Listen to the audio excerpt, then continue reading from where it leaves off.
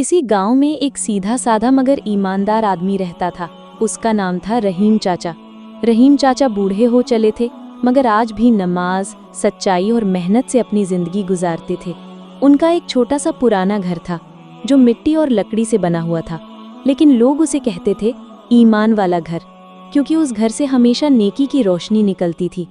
रहीम चाचा की बीवी का इंतकाल हो चुका था और उनका एक ही बेटा था, अदिल। अदिल शहर पढ़ने गया था और अब नौकरी करता था। शहर की चमक धमक में अदिल थोड़ा बदल गया था। वो अब गांव के पुराने घर और अपने बाप की सादगी को पसंद नहीं करता था।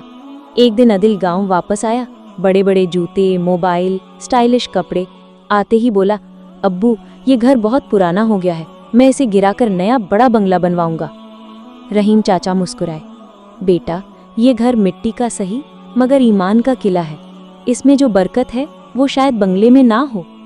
अदिल हंस पड़ा, अब्बू आज के ज़माने में ईमान से कोई पेट नहीं भरता। रहीम चाचा ने चुपचाप अपना कुरान उठाया और एक कोने में बैठकर तिलावत करने लगे। अगले दिन अदिल ने इंजीनियर और मजदूर बुला लिए। तोड़ फोड़ शुरू होने लगी। जैसे ही मजदूरों ने घर की पहली दीवार गिराई, जमीन के नीचे से एक लोहे का बक्सा निकला। सब हैरान। बक्सा खोला गया, उसमें सोने के सिक्के और एक पुराना खत था। खत में लिखा था, जो भी इंसान सच्चाई और ईमानदारी के साथ इस घर में जिएगा, अल्लाह उसकी रहमत इस घर पर बरसाएगा। ये खजाना उस वक्त मिलेगा जब इंसान ईमान की दीवार को तोड़ेगा, मगर याद रखना ये दौलत सिर्फ नेक नियत वालों के लिए है। अदिल की आंखें चमक उठी। अब्बू से बोला, अब्बू देखो खजाना मिल गया, हम बहुत अमीर हो जाएंगे। रहीम चाचा ने सिक्कों को देखा, फिर आसमान की तरफ देखा। या अल्लाह तूने इम्तिहान भेजा है। चाचा ने अदिल से कहा, बेटा ये दौलत हमारी नहीं, ये उस गरीबों की है जिनके पास कुछ नहीं। अगर हम वाकई ईमान वाले हैं तो इसे जरूरतमंदों में बांटना चाहिए। अदिल चौंक गया, क्या अब्बू ये हमारा हक है? रहीम चाचा बोले, जिस घर में ईमान की नींव हो वहां लालच की कोई जगह नहीं। अदिल नाराज होकर शहर लौट गया।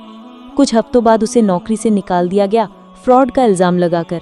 परेशान और टूटे दिल से वो वापस गांव लौटा। जब वो गांव आया तो देखा कि रहीम चाचा ने खजाने से गरीबों के लिए स्कूल और अस्पताल बनवा दिया है। गांव वाले अब उन्हें इमाम रहीम कहने लगे थे। अदिल चुपचाप चाचा के पास आया और रोते हुए बोला, अब्बू मैं गलत था, आपने जो किया वही सच्चा इमाम है, मुझे माफ कर दीजिए। रहीम चाचा ने उसे गले लगा लिया, बेटा अल्लाह की रहमत उन्हीं पर बरसती है जो दिल से तौबा करते हैं। फिर अदिल भी गांव में ही रहने लगा। उसने शहर की चमक छोड़ दी और गांव के बच्चों को पढ़ाने लगा। धीरे धीरे उस घर को लोग दूर दूर से देखने आने लगे। वो कोई महल नहीं था, मगर उसमें एक रूहानी रोशनी थी, क्योंकि वो ईमान वाला घर था।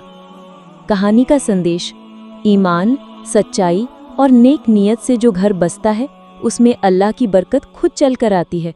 दौलत हमेशा सब कुछ नहीं होती, सुकून, इज्जत और नेकी ही असली खजाना है।